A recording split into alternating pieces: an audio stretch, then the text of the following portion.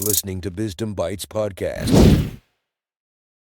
Hello, hustlers, and welcome to Bizdom Bites, the podcast where we empower young entrepreneurs with actionable hacks for business and marketing.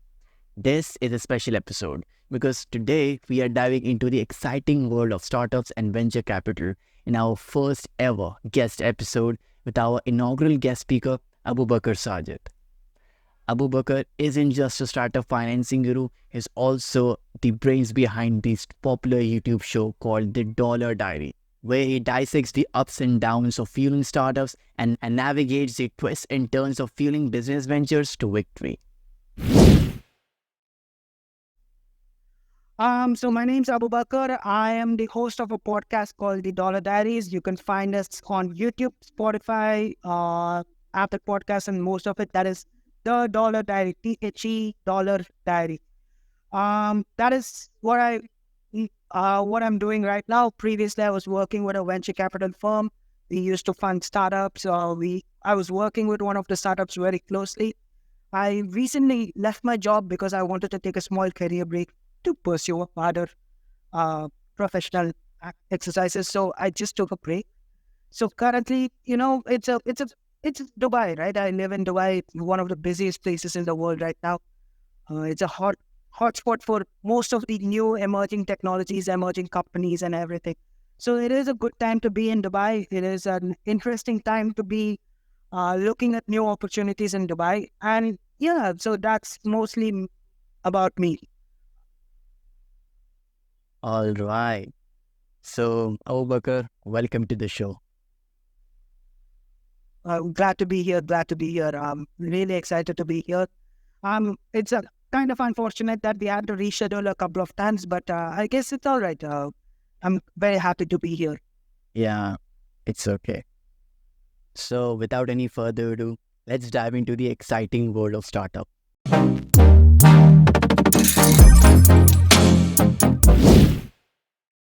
So, I know a lot of people out there who are brimming with bold ideas and are ready to launch their ventures. But before we hit the gas, let's talk about some basics. Okay, so Abubakr, what are some key factors young entrepreneurs should focus on in their early stages? So, to be really honest, right? I can give you an answer from both an entrepreneur side and as a investment side, right? Like what we look for in entrepreneurs and what I've tried and what I've failed at multiple times as well, right? So when I was in university, I've tried starting up a bunch of things, failed a couple of times. And what a lot of people don't tell you is that a lot of people around you won't be honest with you, right? They listen to your ideas and they listen to all of these, how you're going to execute your grand vision. And the first thing they'll say is like, this is such a good idea, right? This is beautiful. This is so imaginative. This is so creative. What people often don't like to hear is criticism, right? So I think like a very important factor, which I think would have played a significantly different role if I had that around me. People who criticized my idea, people who gave me constructive criticism, not criticism in the sense of like, you are terrible, you are this thing, you're not good enough. Not like that sort of criticism. Have you thought about this? Maybe this won't work in this market. Maybe you're thinking a little too much. Maybe your analysis of the market isn't accurate enough. So you want to find people who are able to give you constructive criticism, people who are ready to say that this is not the right thing to do, this is the right thing to do, maybe you should look into this. That is probably step one.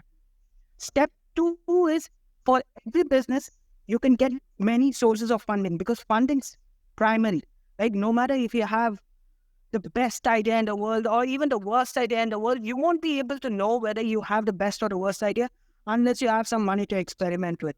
And for a lot of us, at least for me, I didn't have a lot of money to begin with, right? So you go on this exercise, creating pitch decks and going to investors and trying to raise money, which about 95 to 99% of the companies won't get a shot at, right? 95 to 99% of the companies won't get funded. And the reason is that as an investor, you don't want to give your money to somebody random, right? You want to give your money to somebody who's proven, who has some traction in the market, and somebody who can come and say that, yes, I've done this much. This is how much you will get back in this many years. So from an investment point of view, it doesn't make sense for me, an investor, to randomly give money to every Tom, Dick and Harry. It makes more sense for me to give a little bit of money to a very stable, very proven entrepreneur. So that is why if you see the trends, right, you'll see second-time entrepreneurs, people who are starting their second business after their first successful exit, they tend to raise more money compared to first-time founders or even young founders, as a matter of fact. So when you're starting out, when you're starting out, when it comes to funding, you probably want to try and save your own money, make your own money. If you're working, use your salary. If you're not working, try some freelance gigs, make up your own money. That is the best way, because when you lose your money, there's nobody you have to answer to, right? You took a risk at work. You also, there is this concept in finance called risk tolerance, right? You are less tolerant towards losing your own money. When it's somebody else's money, you don't really value it nearly as much. So you will take more decisive, more concise and more conservative decisions when it's your own money. But on the other hand, let's say you don't have enough money on your own. The next immediate people you want to ideally reach out to is your family. Like, your family can be your biggest supporters, but also sometimes can be your biggest downfall. If you have loving family like mine, which is I'm hoping most of you, if you have a really loving family, your loving family is not going to tell that your idea is terrible. Your loving family is never going to come to a state and say, like, this is not a good idea, you should not do it.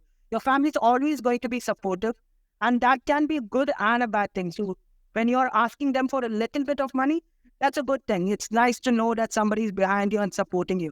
But when you ask them for a larger amount, you tend to have a very biased understanding of what the risk tolerance is for your family and for yourself. So I would say get initial funding from your family, but you want to go one step further as well. One step further is, I would say, is your friends.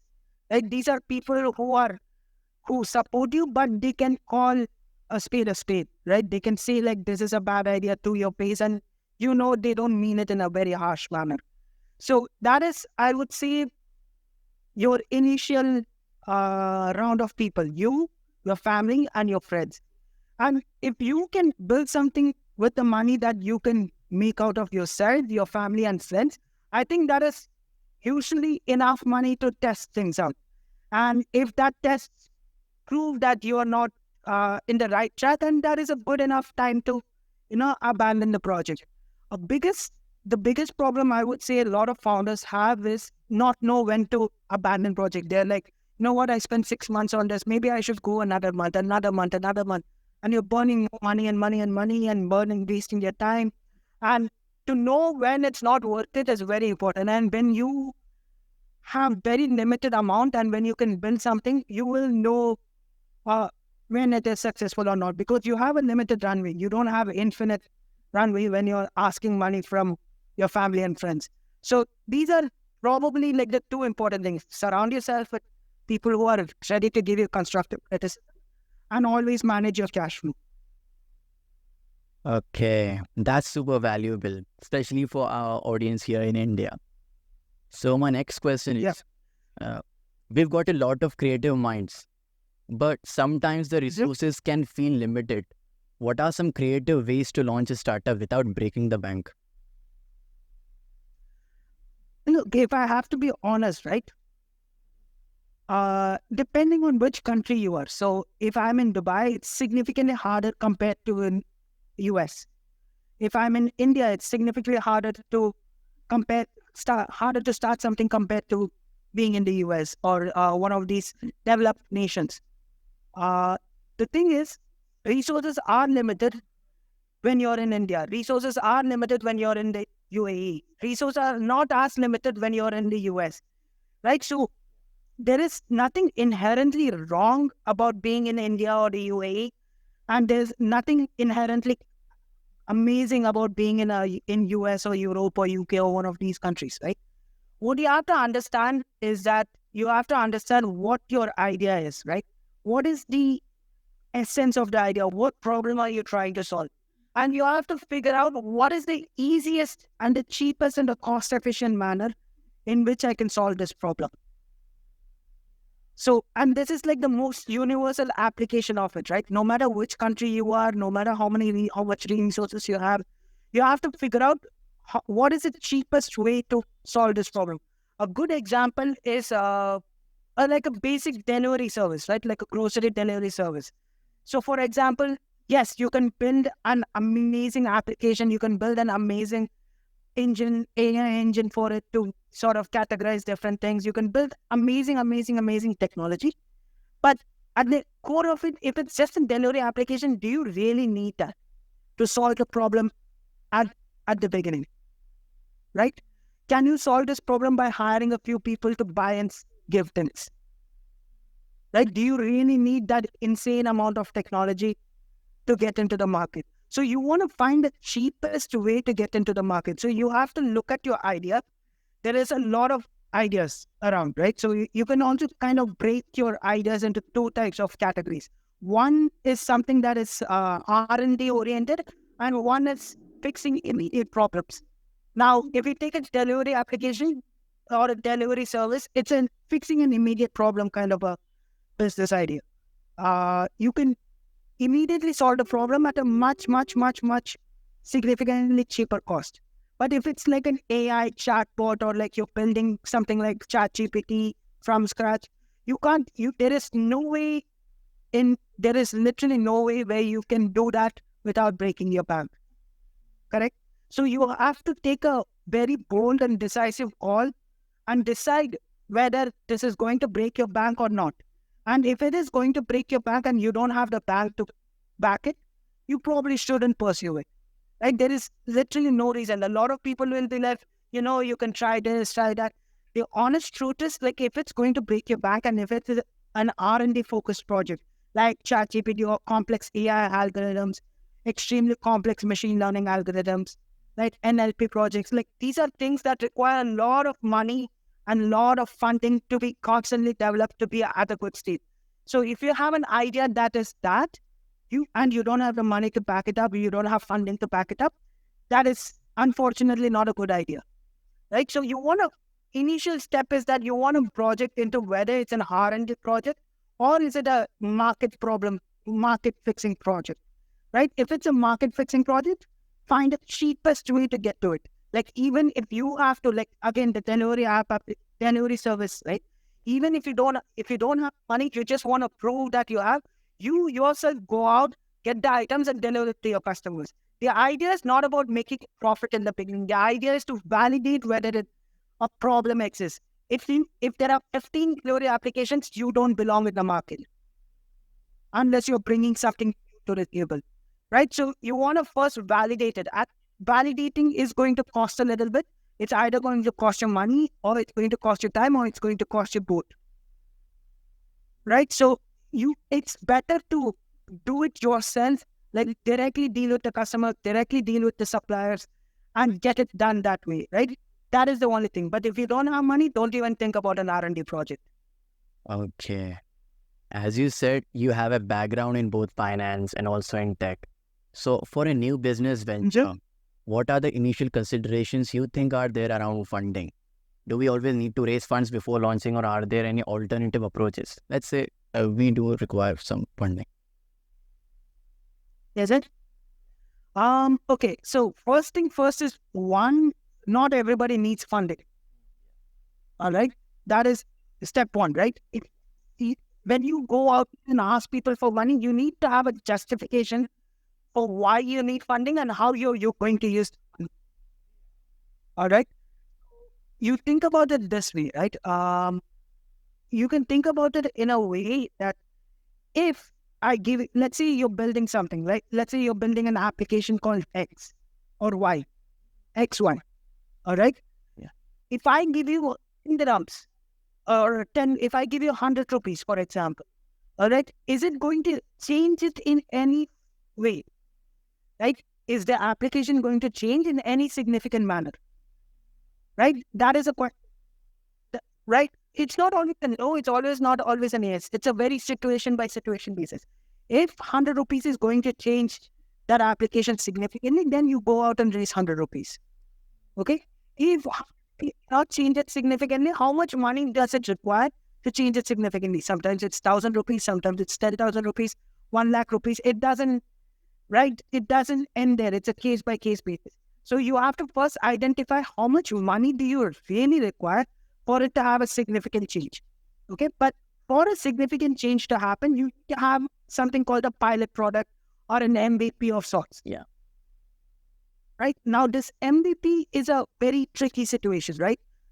If you are from a tech background, and I'm going to assume that this is a tech startup to begin with. If you're from a tech background, things are a little easier. You can develop the app yourself.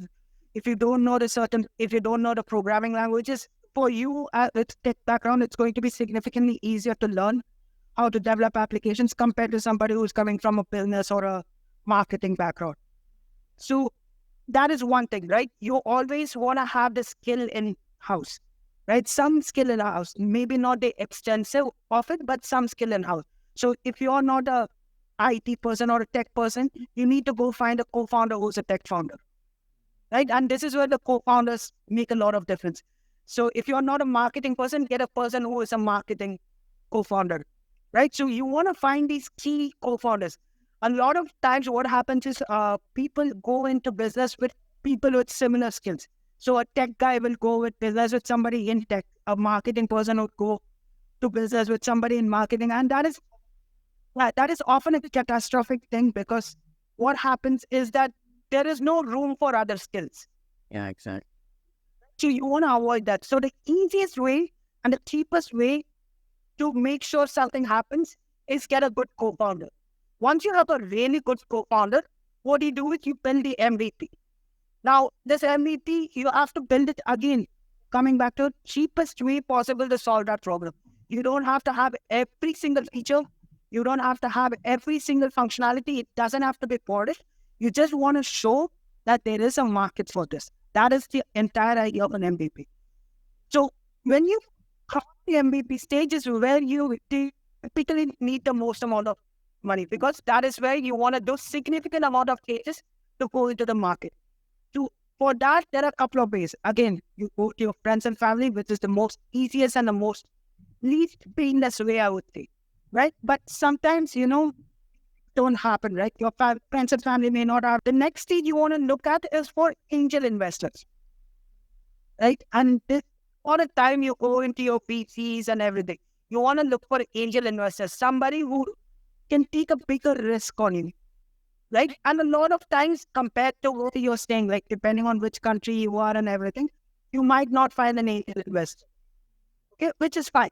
If you don't find an angel investor, what you have to do is you have to look for some sort of a crowdfunding option. There are things like Kickstarters and Indiegogo, and depending on different countries, there are different initiatives from it as well. So you want to look for crowdfunding. But then much easier method is looking for incubators and accelerators, right? These incubators and accelerators are like programs typically by private entities or sometimes even government. So this is not a political take, but the Indian government has some incubators and accelerators within some regions of India. If you're part of a university, you're typically, if it's like IITs and IIMs, they typically have an accelerator.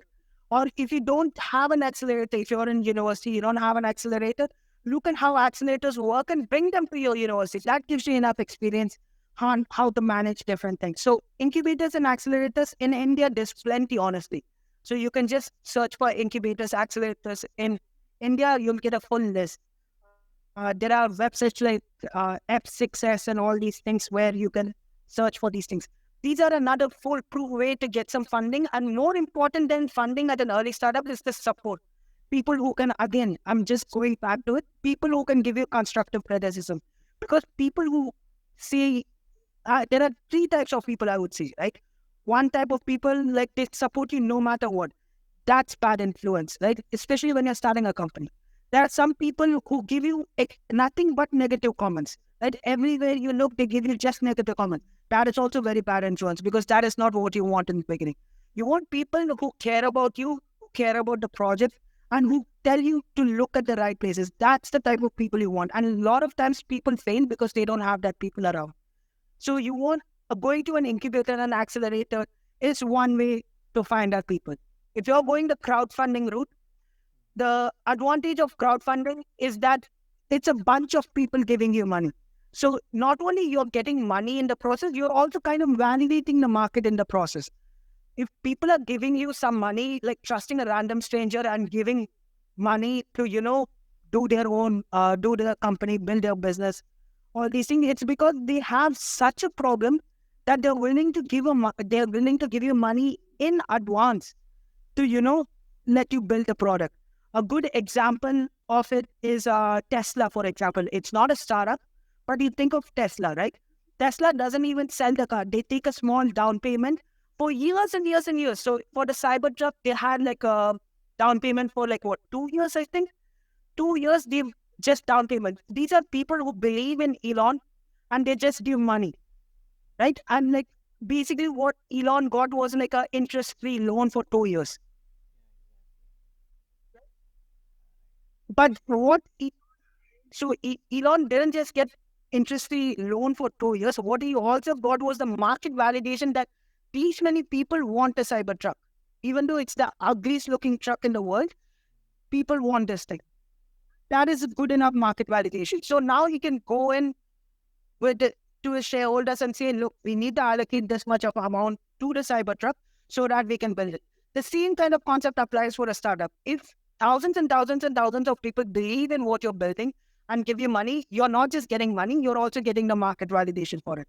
So step one, just to rephrase it, level one financing is that you get it from yourself. Level two is friends and family. Level three is probably angels or crowdfunding, or you go to accelerators and incubators. Interesting. The reason why I ask you this question is because we usually hear that majority of the businesses don't need any hefty capital upfront, right? And can start with zero or low capital. But certain businesses do need initial capital, like they might need to set up a manufacturing plant, or they might need some types of equipment or machinery, which are quite expensive, and not everyone's startups are tech startups. They can be different, like brick and mortar restaurants requiring initial niche space and kitchen equipment, or certain service-based businesses needing licenses and software subscriptions. So that's why I asked you. Not just that, even if you're not a tech startup, let's say you're starting up a restaurant, right? Okay, let's take two examples, right? You take a restaurant and you take a tech startup, like a marketing agency kind of a company. Okay, in theory, you don't need a lot of money to start, right? The problem is, no matter what company you are, basic things you will require, right? You will require an accounting software. You will require something to like a CRM or a CRM tool, right? You will require an email subscription, right? You can't start anything with absolute zero, right? You have to kind of analysis of how much capital do you want upfront? Can I start with $10 in my pocket? Or do I really, really, really need a lot of money? And that depends from business to business. There is no scenario in which you can start anything with $0.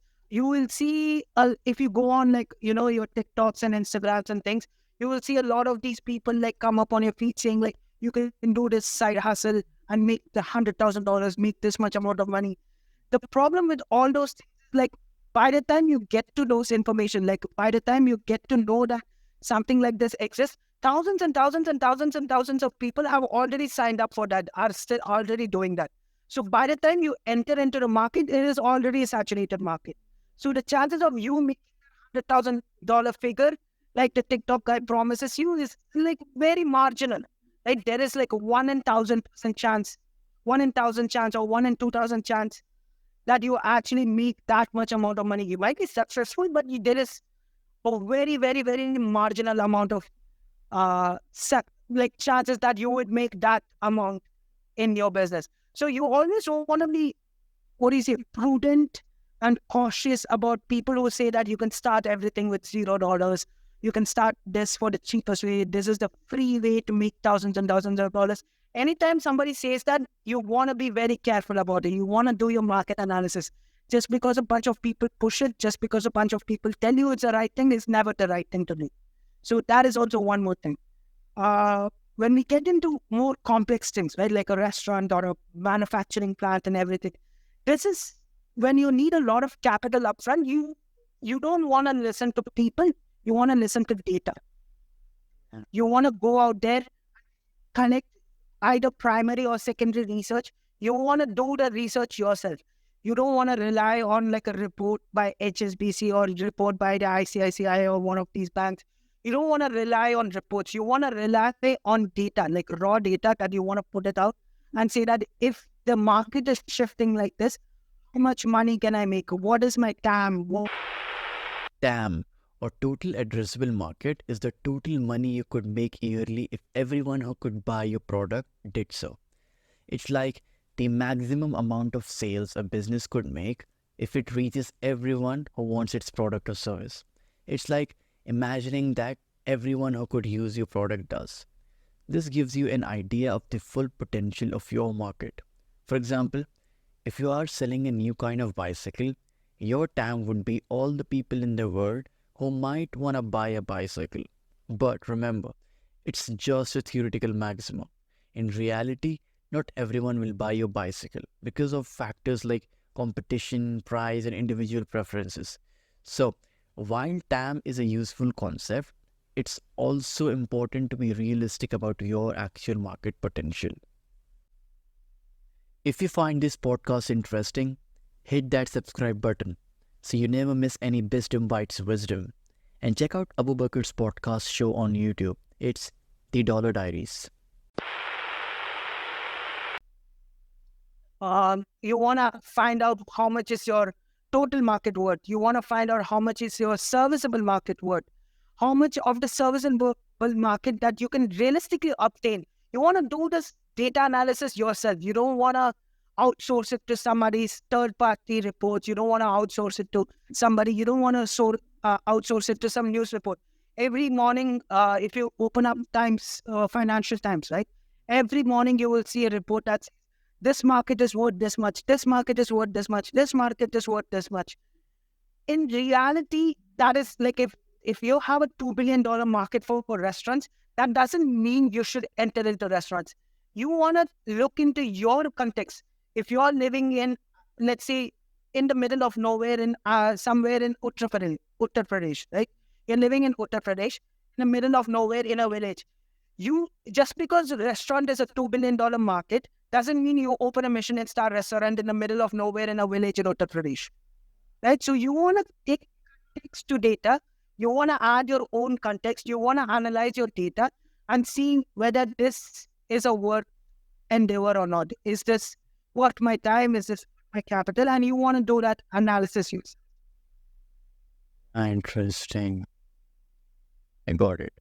So, just now you talked about some funding options, right? What are the different funding options are there? You talked about crowdfunding and bootstrapping. Now, once again, can you just tell me all the different options, what we can do?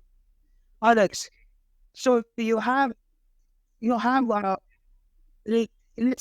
let's split it up, right? The first thing you want to do is, I'll tell you. Firstly, you need to make sure that you have the money. Step 2, you go to your parents, family, uncles, aunts, or cousins. Step 3, you go to your friends. Step 4, you look for crowdfunding. Step 5, you can look for some accelerators and incubators. Step 6, go look for some angel investors. If you find this podcast interesting, hit that subscribe button so you never miss any Bizdom Bites wisdom. And check out Abubakr's podcast show on YouTube. It's The Dollar Diaries.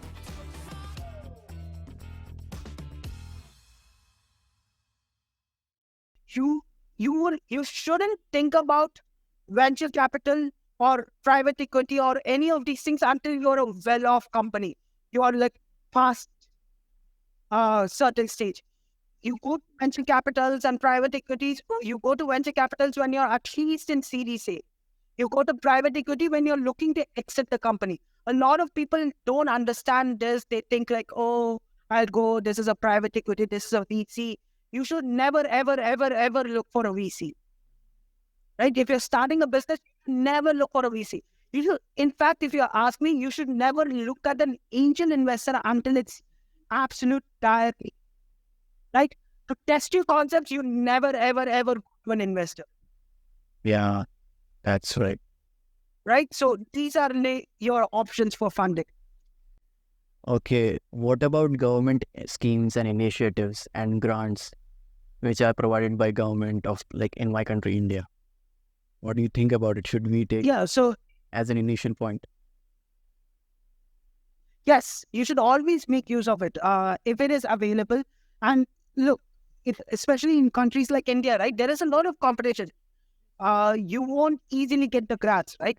And that is a good thing, right? If there is a government backing for your project, that is a very good thing. It's going to make your entire funding process for the rest of the company's history very, very, very easy, right? So if there is a government funding option available, government grants and schemes, typically these are the non-commitment schemes, right? Typically the government doesn't ask for equity in the company. The government doesn't ask for this thing. It's typically like I'll give you money and no questions asked kind of a deal in most cases, right? So if it is that kind of thing, just take the money. Never, never, never think twice about it. If apply for this, if you get it, well and good, all good. Take the money, use it, build something amazing. Okay, let's say if I want to start a factory and I do need some sort of equipments or like manufacturing like equipments and other stuff. So should I opt for loans or micro loans, or should I reach out to any manufacturing like businessmen and ask to join us in our like be a partner in our company? What would be the better option? Look, if you're building something that requires extensive amount of money, right, like a manufacturing plant, for example, which requires a lot of machinery. If you don't have the money, you want to be 100% sure that this is worth something you're doing. Okay, you have to be 100% sure before you reach out to anybody. You have to be 110% sure whether this is worth it. Okay, when you're 110% sure it's worth it, you look for financing options. All right. The easiest method is you look for existing players in the market and see if you can sort of lease or rent their facility. The often most underlooked financing option is renting, right? You think about renting and leasing, you don't really think about it as like, oh, this is a financing option. In reality, leasing and renting is the easiest and the most important financing option. If you can't lease and rent, then you look at for like a loans. All right. And when you're taking a loan, you want to be 120% sure that this is worth it. Because not only you're taking money from the banks, no bank is going to give you a loan without an interest. Right? And you want to, it is worth paying that interest, right? You're taking a risk and you're paying a premium for that money. Is it really worth it? And with a lot of cultures and a lot of religions, interest is forbidden in a lot of religions and a lot of cultures. So in that case, also want to take an ethical approach to it. Is it really right for me to pay interest? Is it like, am I personally okay with paying interest? Is something you want to be okay with? Now, if you take my case, I don't want to pay interest, right? And that is a personal thing to me. So I would never think of going to a bank and taking a loan. But if you are okay with paying interest, and if you are okay with paying a premium for it, and you think it is 110% guarantee that it will succeed, then yeah, go on and take a loan. But the problem with loan versus other type of financing, like equity-based financing, is that when your business runs into a loss, the shareholders also run into a loss. So what happens is, and the investor have a shared goal of making sure that this business doesn't fail, right? Which is with any sort of loans. For a bank, it doesn't matter where you fail. It doesn't matter whether you succeed. It doesn't matter how much money you make. It doesn't matter what the economy is like. It doesn't matter that your suppliers have increased the price and you're making a loss. It doesn't matter your customers are not returning. It doesn't matter. And nothing matters to them as long as they're getting their payments on time. Right? And very, very, very, very dangerous place to be in. Right? Because you can predict, you can put it on an Excel sheet and predict that month 1, I'm going to make this much money. Month 2, I can make this much money. Month 3, I can make this much money. Month 4, I can make this much money. What happens is day after tomorrow, let's say you are in like manufacturing business, right? Day after tomorrow, there is a small conflict in the Middle East, oil prices rise up. All your calculations and analysis and months of Excel preparations gone to waste because oil prices have increased and your suppliers increased. What can they do? Nothing. It's not in your hand, right? All these 3-year predictions, 4-year predictions, nothing matters because the world's not at your fingertips. You don't control the world. So in this case, if you're taking an interest, you're taking a massive risk. So you want to be 110% sure. You want to make sure your suppliers won't screw you. You want to make sure your customers will come back to you. You want to make sure your customers will pay the premium that you're putting on the product or the service. Right, so you want to be 120% sure before you take a bank loan or any sort of microfinancing options. Our biggest pitfall, right, and people don't realize it. There are a lot of buy now, pay later sort of options in India, right? You will buy like something like for 400 rupees and you will pay 100 rupees over the next 4 months. It seems very tempting. But if you see the data, right, there are so many people who are committing suicide and everything because what happens is all these companies are like shaming these people who are not paying it. It's kind of like a thing you become ashamed of that you didn't pay your dues on time and everything. And people are like, really committing suicide over this. So these are not easy things. Money is a very sensitive topic. So you should never be like, yeah, you know what, I will buy this, I will invest, put 400 rupees on my accounting software, I will pay 100 rupees for the next 4 months. You will never know what happens in the 3rd month. You might lose your job, you might have a sudden emergency. You will never know. The life's not in your control, right? So you want to be a million times sure before you opt for these predatory. I call them very predatory in nature, right? They're out to get you. Right, so, sort of financing, avoid that as much as possible.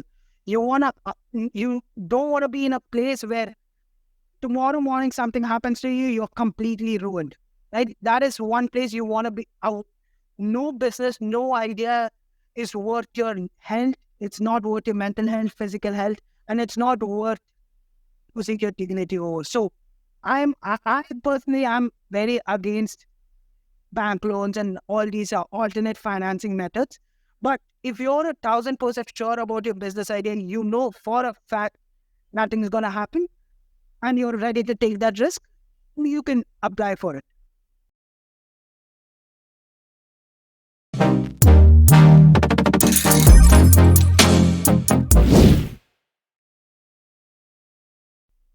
So just now you talked about venture capitalists, right? Venture capital and its ecosystem. So Abubakr, with an understanding of these initial options, let's talk about it. When might VC funding be a good fit for a startup, and what are some key things to know about this path? The most important thing is, and a lot of people don't understand it, VC funding is never good for a startup. It's never, ever, ever good for a startup. You want to get VC funding when you want to scale. So, or in our context, we call them scale-ups, right? These are businesses with clear clients, with huge, either if it's a B2B business, you have really huge clients, or if it's a B2C customers, you have constant revenue, good, strong revenues, okay, strong profitability. Like that is when you want to look into VC funding. You never look for VC funding for a startup. You look for VC funding for a scale-up. Yeah, we got it. So are there any types of investments rounds in the VC ecosystem? As you said that And VCs will never invest in that initial startups, like initial rounds. Mostly, right? So what we look at is like a couple of things. We look at something called a pre-seed round, like a typical startup, right? The pre-seed round is where you want to look for your friends and family money. All right. Then there is the seed stage. The seed stage is where you look for like a crowdfunding, or like if you're taking a loan, or you look at like a accelerator, incubator, all these sort of things. After seed is where you typically have seed rounds, right? Seed rounds is where you want to look for seed A. You typically, some people go into VC, but I would strongly advise against it, right? Like seed is where you look at like angel investors, and then Series B, Series E is all where you go into VC financing. These criterias, right? Like from a pre-seed to seed to Series A, Series B, Series C, these all depends from companies to companies. There is no set standard, right? If you are a restaurant, you don't even have series, right? You just have some seed, and then you have money to scale up. That's it, right? It's not that complex in terms of, at least in terms of financing. But when you're looking at a tech startup, it's a little different. You have different rounds and everything. Now, even in tech startups, you have like a B2B business and a B2C business. The distance between a seed round and a Series A round varies by a large degree. Okay, so you will never really know, and there is no set criteria for it. A good criteria, at least in my mind, is where what we call in economics is an equilibrium stage, or like a stagnant stage. What that means is like you built a product, you're getting 1,000 customers. Let's say, for an example, you're getting 1,000 customers in a month. Okay, can't cross a 1,000. You can't get the 1,001st customer. Okay, to get the 1,001st customer, you need to invest money to build, to improve the quality or the capacity of that business, right? To get the 1,001st customer. That is what the difference between where you need to raise the next round, right?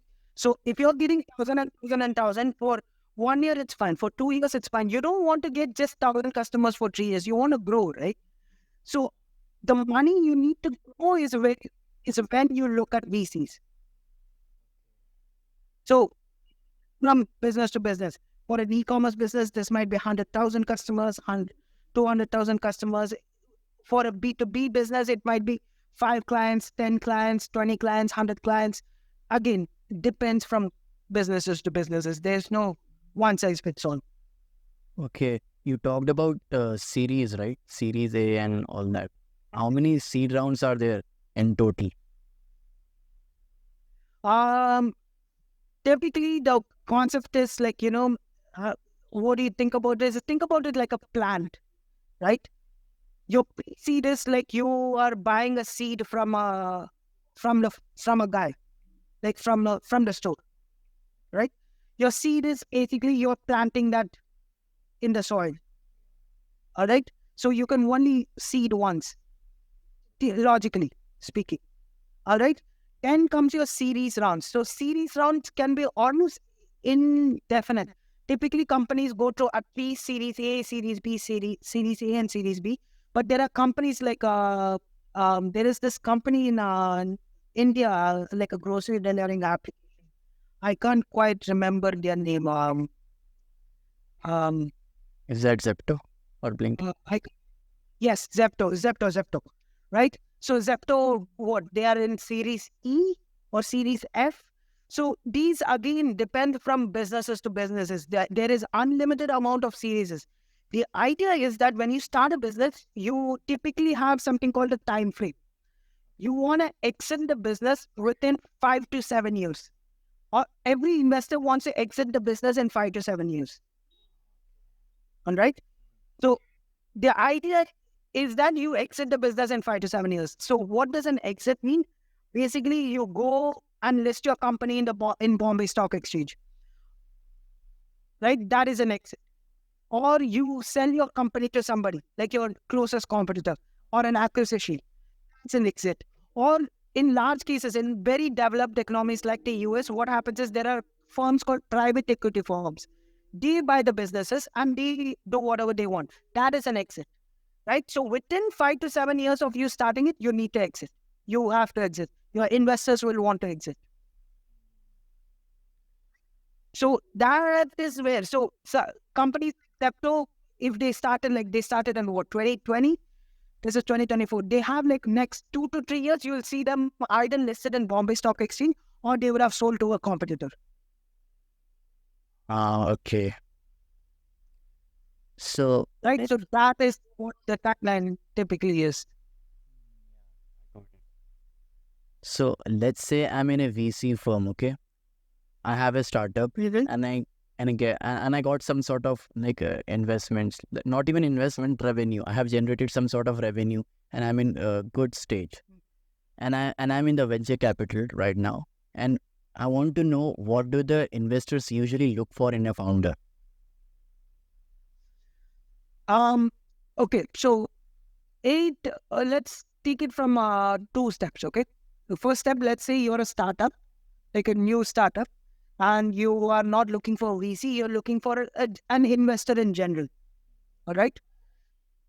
At a very early stage, what we look at is typically who the founders are, right? If the founders are capable, are the founders from the good backgrounds? Do they have the necessary skills?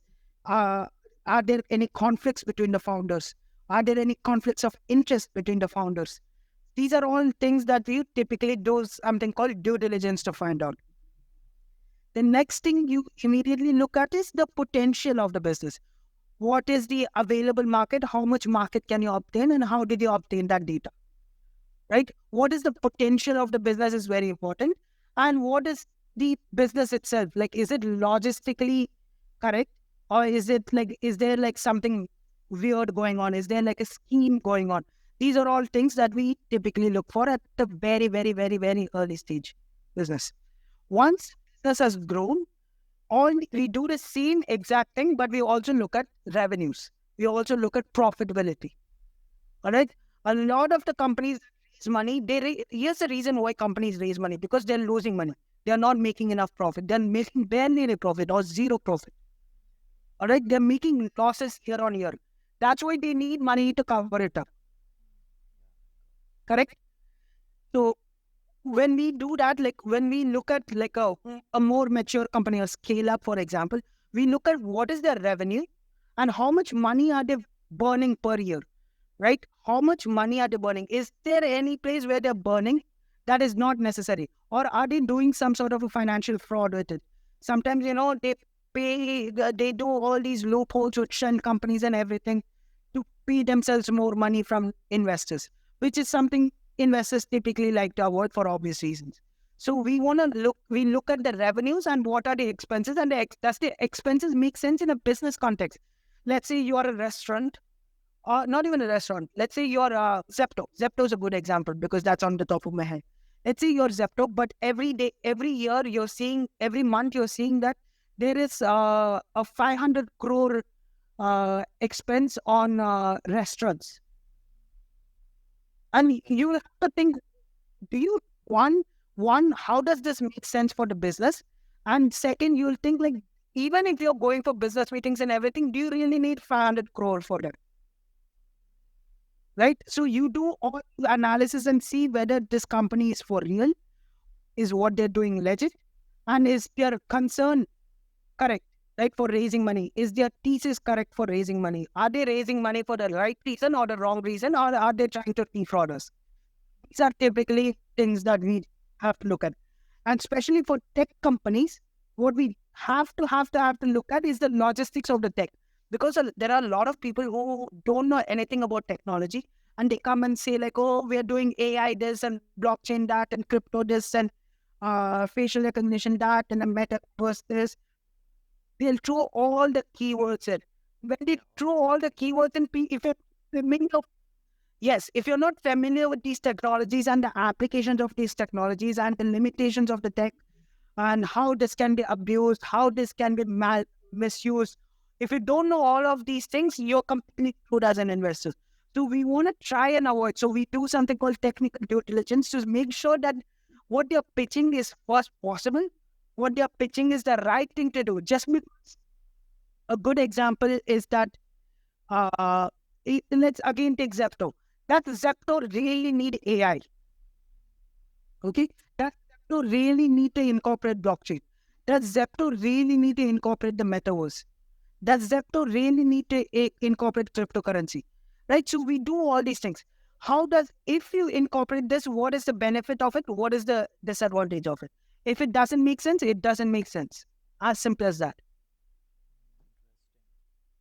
Here in India, we have a TV show called Shark Tank, which is very popular.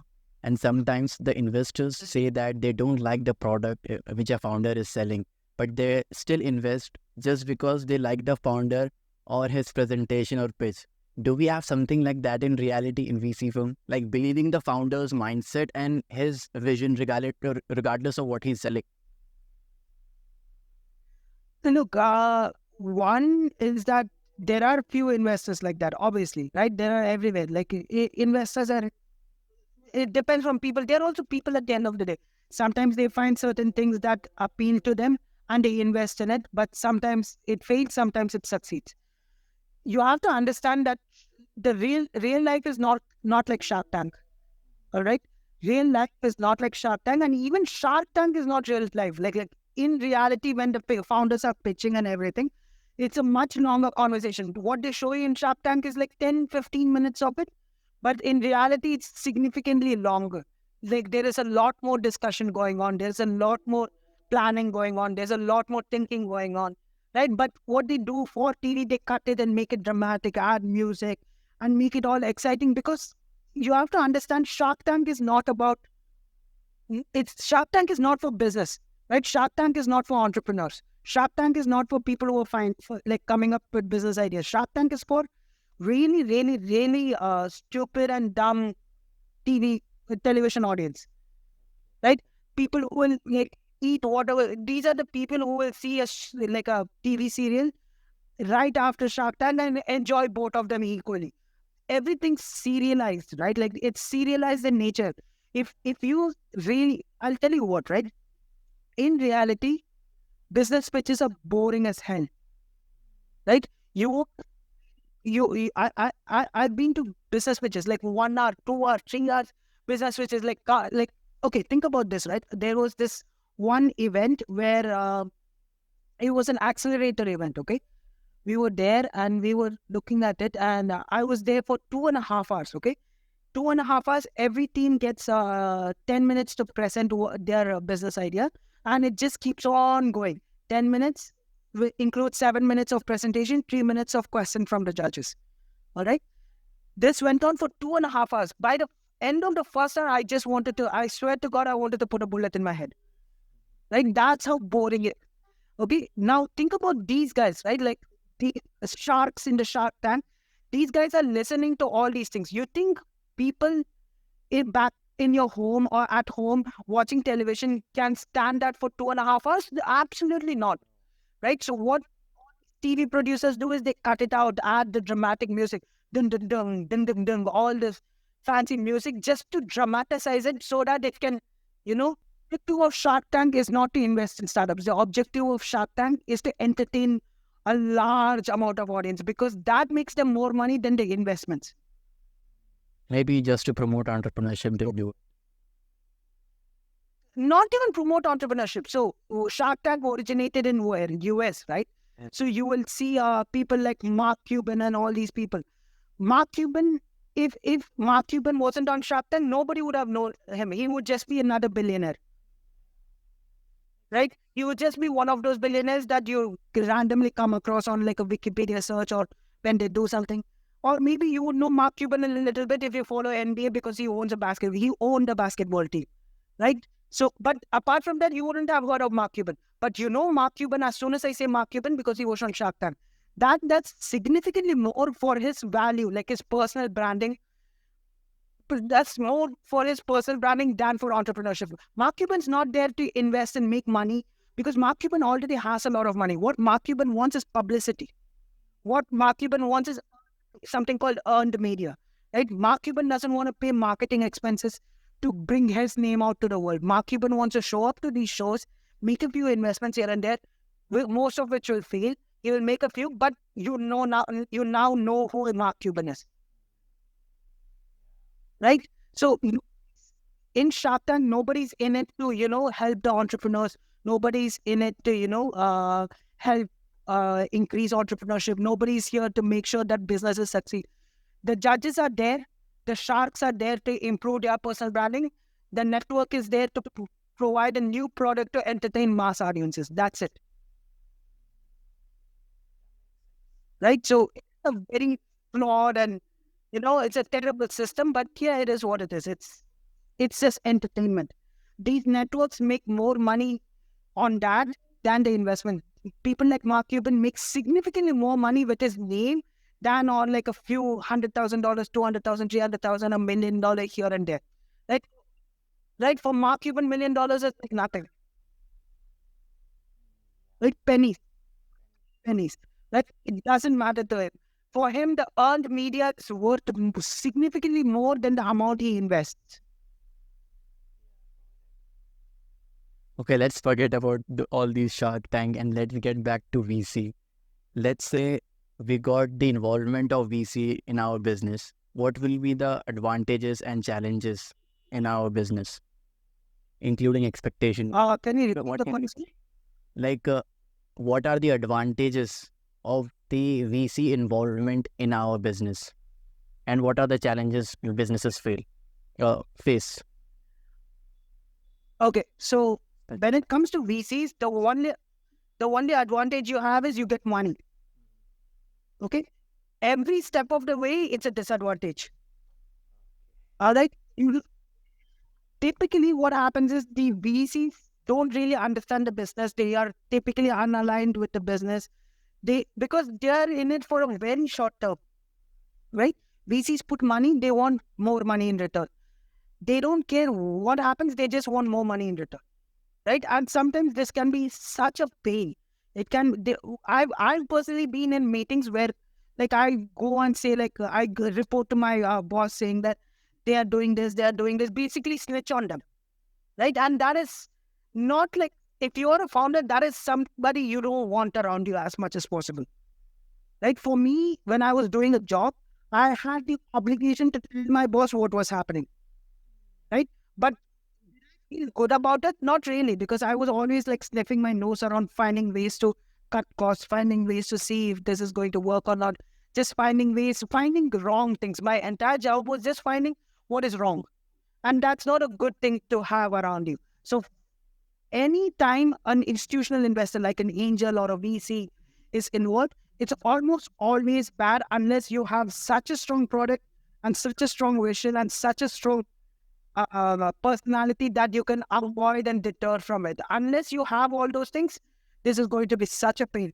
You're looking at money, but what's more important than money while running a business is peace of mind. And when you have a VC around, there is... And I'm sorry for swearing. Okay.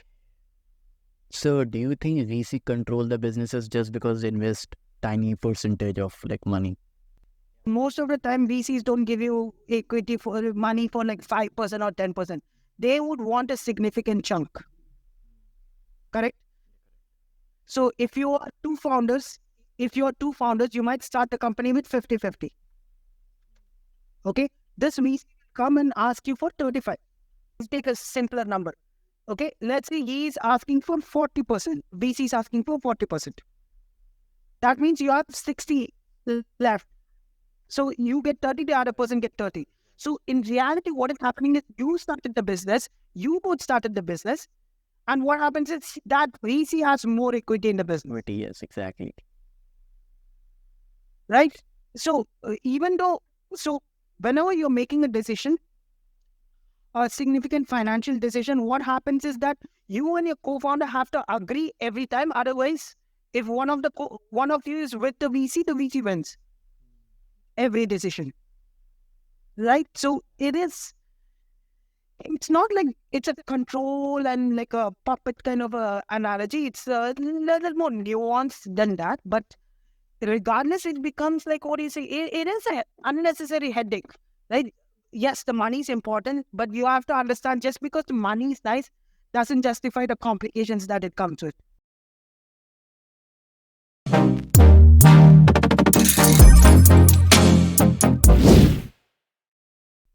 Okay. Now let's talk about our final segment, which is building a winning pitch deck and the product market fit. So if I decided to raise an investment from a VC firm, what are some key elements for crafting a compelling pitch deck and showcasing our potential?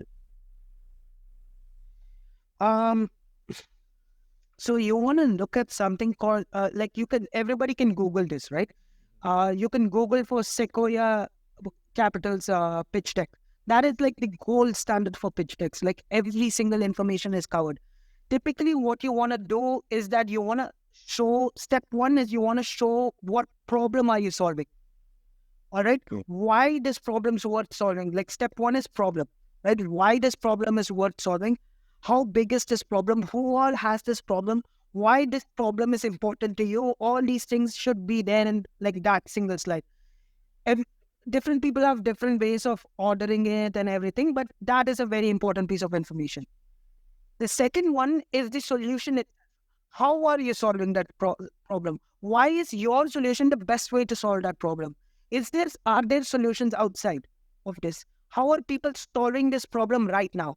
Right? You want this to be so compelling that it's as if like this problem is so unsolved and this problem is like, the biggest problem for people. Right? So your problem and solution is like very, very, very key.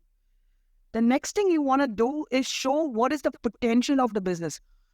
The potential of the business is a very tricky part. You want to show how much is the total market available for your industry / business.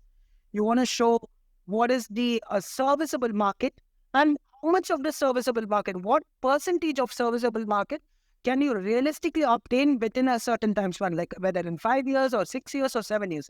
What is the realistic percentage that you can obtain? Next, you want to show if you are obtaining, let's say, 5% in 5 years. Who owns the remaining 95% of the market, which is the competition? Who are your competitors? Right? Who owns the remaining 95% of the market? And how are you planning to capture that from your this thing, which is called the go-to-market strategy? If these people already exist in your market, how are you planning to get 5% of that market in 5 years? Right? That is very important. What is your go-to-market strategy? The next important thing is your financials, right? If you are a brand new startup, what is your projections? If you're a running startup, what is your current rate and what is your projections? And if you're a scale up, what is the potential if I give you more money?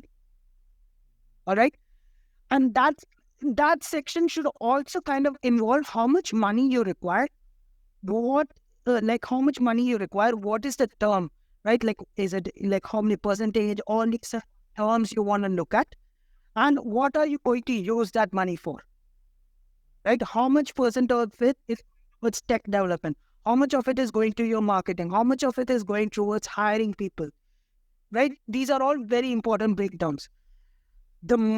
But more than all of this, a very essential part that a lot of people forget is the team. Like, why do you have the right people? Why are you the right person to build this?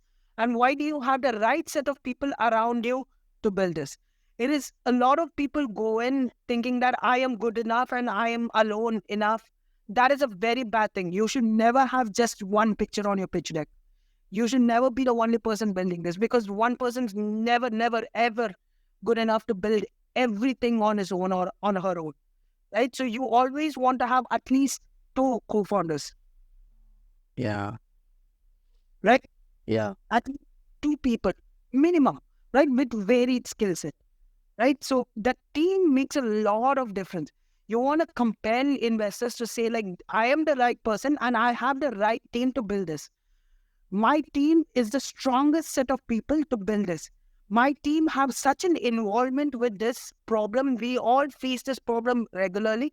So we all got together to fix this. Something like that. It has to be a little bit compelling. So that team slide is one of the most important slides, in my opinion. Team slides. Yeah. And so that pretty much covers your basics. Okay. What if there are some differing opinions between two founders? Like they have the same goal, but their approaches are different. So how do we solve this kind of problem? You become an adult and talk it out. It's as simple as that. There is no like, I'll do this method, that method. There's no method. You just have to sit and talk to the other person. It's as simple as that, What if right? There is there are so many. Yeah, continue. Yeah. What if your No, go ahead. what if your co-founder is stubborn? If your co-founder is stubborn, you have to reevaluate whether that is the right person to do business with.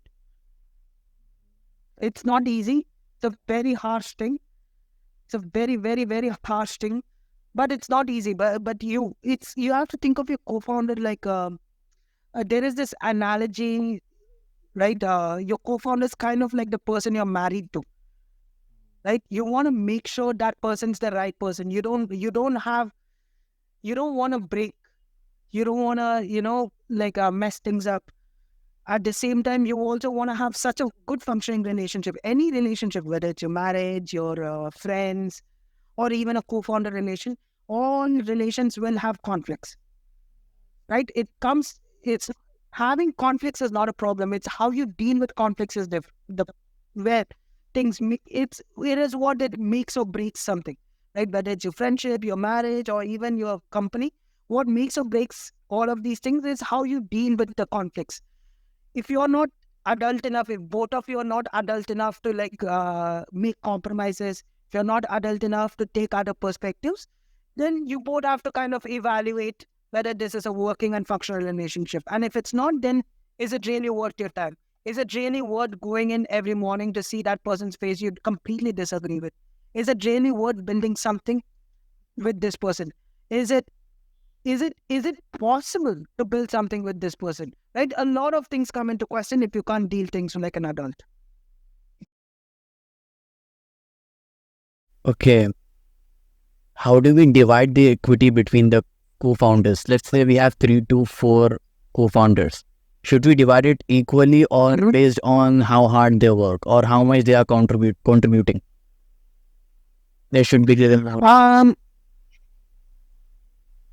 typically, right, there is some differing opinions on this. Some will say equal, but I don't believe in equal. If there is a person contributing more in terms of either time or money or both, they should get more, right?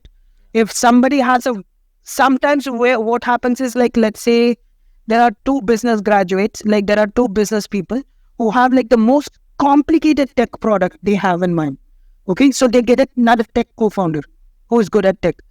Sometimes you have to give that person more equity just to keep that person around for a cheaper rate. Right? So these are all discussions.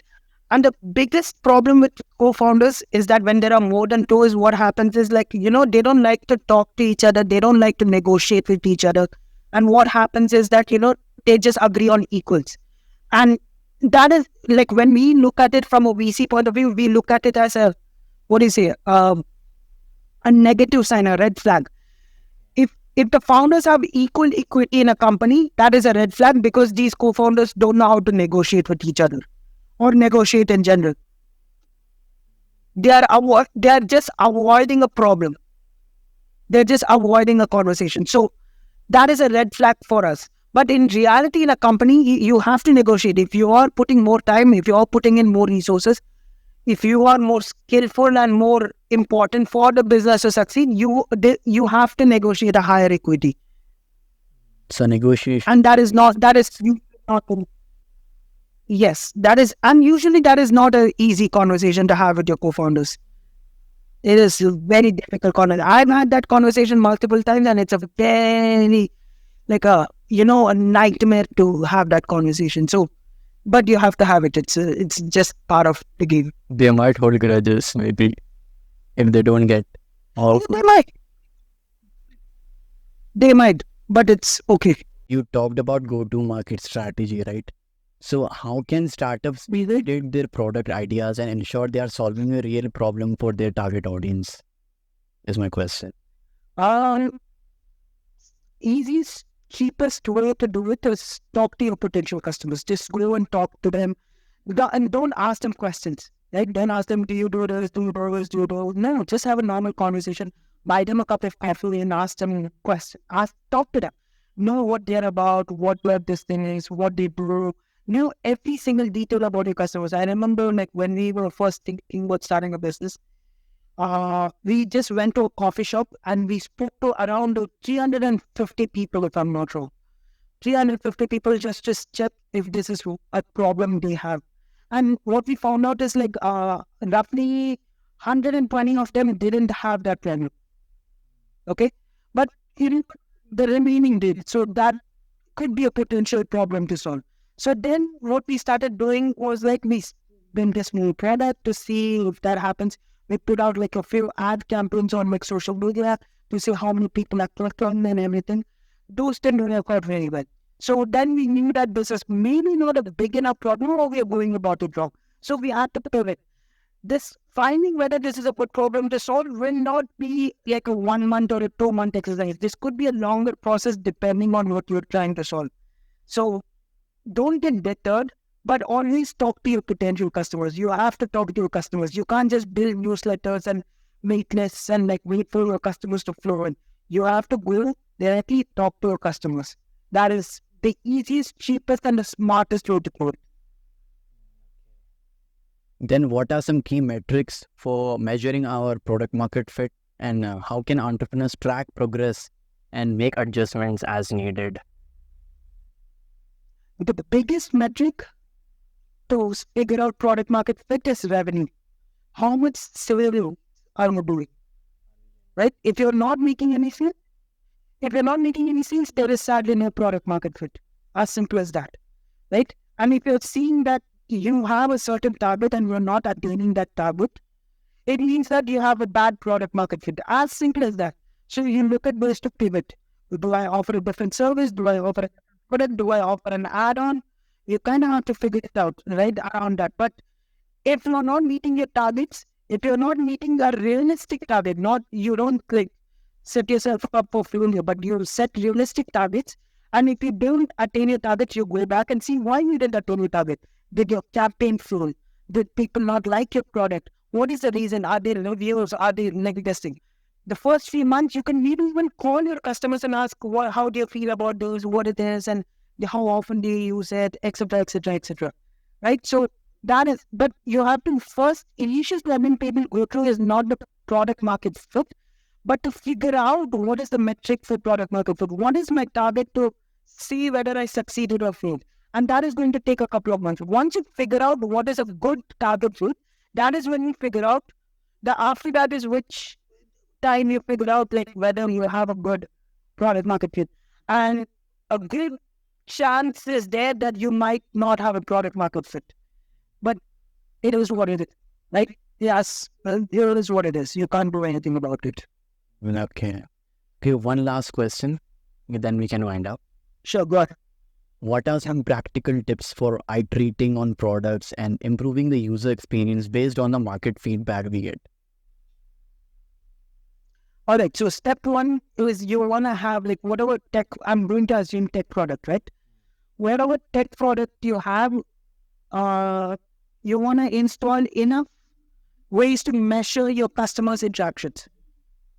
Right? Easy, no-brainer problem. Step two is you want to directly talk to your customers. This is not a review section. This is not like your Google reviews or one of these things. You want to call them up and ask them, is everything okay? Okay, does it work for me? What do you feel about it? And when you're starting out, you have that option. When you're big like Facebook or Google, you don't have that option. Right? But when you are a very small company, you have that option. You make use of it. Step three is making sure that you stick to conventions, especially with mobile apps and websites and all these things, right? Web applications. You have see that there are conventions, right? There is like a certain, if you're doing UI, there's the material UI library. There comes standards and conventions. You follow the standards and conventions, the likely chance is that the user experience is very good because people are used to certain things. People are used to swiping right to move right. People are used to swiping left to move left. Right? So you stick to conventions, you're most likely offering a good customer feedback. The last thing is like make sure you always sandbox your tests, right? Just because let's say you have a version 1 of an application, you want to test version 2. You don't want to, randomly like update everybody's application to version 2. We want to take a few people and you want to test the version 2 with them in like in a separate environment. Right? You want to like either in a focus group or you're just sending updates. So if you see Facebook, right, they test updates in a very nice fashion. Some people will do before they stopped. There is a feature on Instagram where it doesn't show number of likes. Like they didn't at first they didn't roll out to everybody. They rolled out to selective users and selective places, selective regions, and they tested it. Then they got the feedback from it. Then they rolled out to everybody. Correct. Correct. So you want to do some sort of a test like that. If you can't afford to do that, which is fair enough. If you can't afford to do that, ask like 5 of your most loyal customers to test out and update and see how they feel about it. Right? This is what you can do about it. Interesting. So we have covered a lot in this episode. Abubakar, you are an absolute startup guru. Thank you so much for spilling the tea on everything from financing, navigating the VC jungle, and crafting pitch decks that sing to finding product market fit. Thank you so much. This has been a fantastic conversation packed with valuable insights for the aspiring tech entrepreneur like me. All right, no worries. Thank you. I'm really happy to be here and all the best for the podcast. Hopefully it works out. Has been well. Looking forward to the episode as well. Thank you so much.